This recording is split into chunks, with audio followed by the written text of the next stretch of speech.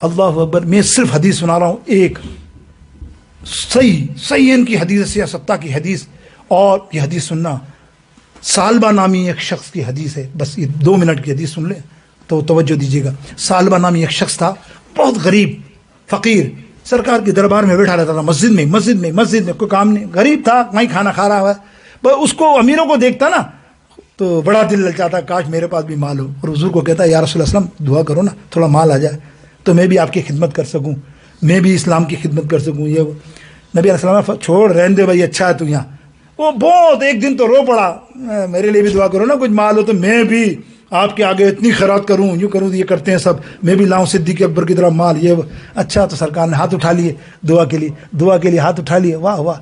پھر کیا ہوا, اس کے پاس ایک پہلے بکری آئی, بکری سے پھر اونٹ ہوئے, گائے ہوئی, اتنا مال مدینے میں کہ جگہ کم پڑ گئی اس کے پاس. دیکھو میرے سرکار کی دعا ہے نا, ہے دعا کیسے ایسے دعا نکلتی ہے نبی کی دعا, تو پھر کیسے قبول ہوتی ہے کہ اجابت نے بڑھ کر گلے سے لگایا, دلہن بن کے نکلی دعائے محمد صلی اللہ علیہ وسلم. اب وہ نکلی دعا, اب یہ بھائی چلے گئے, دیکھا یار یہاں تو مشکل ہے, مدینے کے باہر باڑا لیا, وہاں کاروبار و تجارت کرنے لگے.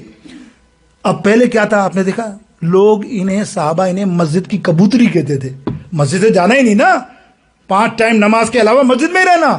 اب کیا ہوا, مال آیا, توجہ دینا, مال آیا. سنو آج کے اندر لوگ بھی ایسے موجود ہیں, غور کرنا میری بات کو. مال آیا, مال بڑھ گیا, کاروبار بڑھ گیا. پہلے مسجد میں 5 ٹائم آتا تھا, اب فجر اور عشاء پہ آ رہا ہے. کب آ رہا ہے؟ تھوڑے دنوں کے بعد زیادہ مال آیا تو فجر بھی گئی, عشاء پہ آ رہا ہے. پھر اتنا مال آیا, بزی ہوا تو پھر فجر تو کیا, عشاء بھی کیا, 5 ٹائم کی نماز گئی, جمعہ آ رہا ہے. پھر اتنا مال بزی ہوا کہ جمعہ بھی گیا, مسجد میں ہی نہیں آ رہا ہے. اتنے میں زکوٰۃ کے احکامات کے فرائض اللہ کی طرف سے نازل ہوئے. نبی علیہ السلام نے فرمایا دولت مندوں کے, مال والوں کے نام لو, اس کا نام آ گیا. اور ایک اسلمی نام رضی اللہ تعالیٰ عنہ صحابی تھے, ان کا بھی نام آیا کہ جاؤ ان سے زکوٰۃ لو. اللہ کا حکم آ گیا, مال بہت ہے. ان کے پاس گئے اسلمی کے پاس, تو انہوں نے اپنا آدھا مال ہی نکال کے دے دیا. بولے نہیں اتنی زکوٰۃ نہیں, 2.5% بولا سرکار. بولے نہیں بھائی لے جا, پتہ نہیں کم ہو جا زیادہ ہو جا, لے جا, اللہ کا مال تھا, اللہ نے دیا تھا سرکار کی دعا سے, یہ لے جا. اس کے پاس گئے سالبہ, اوئے ہوئے, وہ پھر وہ دنیا داری. وہ سالبہ کہنا ابے بھائی کیا ٹیکس ہے, کیا یہ نیا ٹیکس آ گیا, کیا اتنی محنت سے کمایا یہ دولت مال ایسے دے دوں تجھے 2.5% مال میں سے. بولے میں نبی کا حکم ہے, نہیں کوئی نہیں مانتا, بس جاؤ. انکار کر دیا. انکار کرنے والا کافر ہو جاتا ہے. میں نے بتایا نا, سرکار کے پاس آئی بات, اللہ نے فوراً وہی نازل فرمائی. بولا اب یہ لائے نا, اس کا مال نہ لینا, اس کو جہنم ڈکلیئر ہی کر دیا گیا ہے, جہنمی ڈکلیئر کر دیا گیا ہے. یہ خبر اس کو ملی کہ یا اللہ مجھے جہنمی کر دیا. مال لے کے سارا آیا مدینے میں.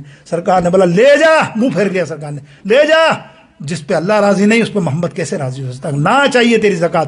وہ پھر عمر فاروق کے زمانے میں بھی آئی, کوشش کی, انہوں نے ہی فرمایا. ابو بکر صدیق, انہوں نے بھی کہا جب جس کو رسول اللہ نے منہ موڑ لیا, یہ ابو بکر اس کا مال لے گا, دفعہ لے جا.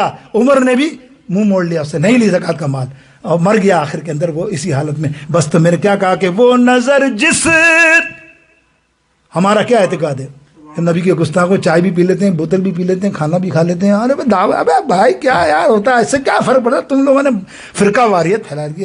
نبی کے گستاخ سے فرقہ واریت ہو سکتی, جو نبی کا گستاخ وہ نہیں سوچتا, اور تم سن کے اس کے بعد کھانا بھی کھا لو, چائے پی لو, پھر کہہ رہے یار تو صلح کلی چلتا ہے یار, سب سے تعلقات رکھنا ہے, داماد ہے میرا, سسر ہے, اور یہ وہ نظر جس, صحابہ کا عمل دیکھو, وہ نظر جس طرف نہیں آتے ہم وہ رستہ ہی چھوڑ دیتے ہیں. ارے میرے آقا دل شکستہ وہ جو